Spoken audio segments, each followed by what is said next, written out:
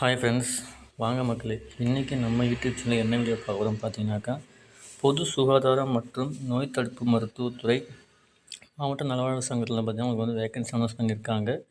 இது மட்டும் தற்காலிகமாக தான் அனௌன்ஸ் பண்ணியிருக்காங்க உங்களுக்கு. இதுக்கான ஓப்பனிங் டேட் பார்த்தீங்கன்னாக்கா 30/6/2026 கொடுத்துருக்காங்க. க்ளோசிங் டேட் பார்த்தீங்கன்னாக்கா 9/7/2026 கொடுத்துருக்காங்கன்ற மாலை 5 மணிக்குள்ளே வர போட்டிருக்காங்க. ஸோ என்னென்ன போஸ்டிங்னு பார்த்தீங்கன்னாக்கா ஹெல்த் இன்ஸ்பெக்டர் கொடுத்துருக்காங்க. ஸோ அது வந்து 12th வித் ஜுவாலஜி பாட்னி முடிச்சிருக்கவங்க பண்ணலான்னு இருக்காங்க. ஸோ மஸ்ட்டாக வந்து பார்த்தீங்கன்னாக்கா எஸ்எஸ்எல்சி முடிச்சிருக்கணும், தமிழ் லாங்குவேஜ் கம்பல்சரி தெரிஞ்சுக்கணும்னு சொல்லியிருக்காங்க. ஸோ நம்ம போஸ்டிங் வந்து 30 வேகன்சி இருக்குது.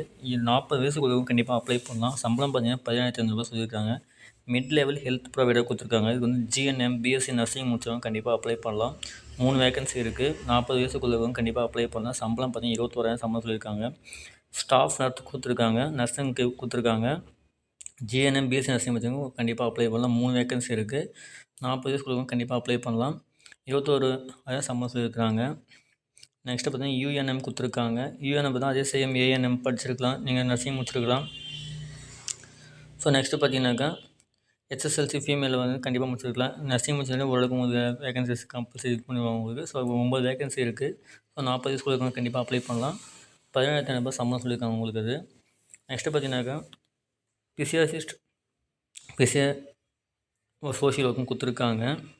So MA social work, MSc social ஒர்க்கும் படிச்சிருக்கவங்க கண்டிப்பாக அப்ளை பண்ணலாம். நீங்கள் ஒரு வேகன்சி தான் கொடுத்துருக்காங்க. 40 வயசுக்குள்ள சொல்லியிருக்காங்க. 27,000 சம்பளம் சொல்லியிருக்காங்க. பிளாக் அக்கௌண்ட் அசிஸ்டன்ட் கொடுத்துருக்காங்க. பிகாம் வித் டேலி முடிச்சிருக்கணும்னு சொல்லியிருக்காங்க. ஒரு வேகன்சி தான் கொடுத்துருக்காங்க.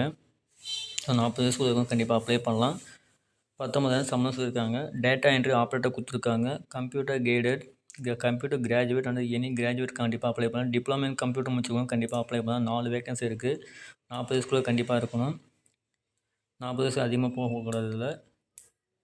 ஸோ 17,500 சம்பளம் சொல்லியிருக்காங்க. அசிஸ்டண்ட்க்கும் டேட்டா என்ட்ரி ஆப்ரேட்டர் கொடுத்துருக்காங்க. எனி டிகிரி வித் கம்ப்யூட்டர் இருந்தாலே போதும் சொல்லியிருக்காங்க. அது 2 வேகன்சி கொடுத்துருக்காங்க.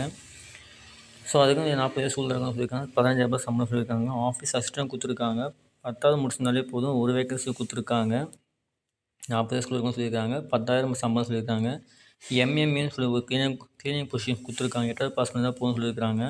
ஒரு வேகன்சி தான் கொடுத்துருக்காங்க. 40 வயசுக்குள்ளே இருக்கணும். 16,000 சம்பளம் சொல்லியிருக்காங்க. நெக்ஸ்ட்டு பார்த்தீங்கன்னா மல்டி பர்பஸ் ஹாஸ்பிட்டல் எம்பிஹெச்எஸ்டபிள்யூ கொடுத்துருக்காங்க. 8th பாஸ் பண்ணியிருந்தாலே போதும். நீங்கள் 16 வேகன்சி இருக்குது.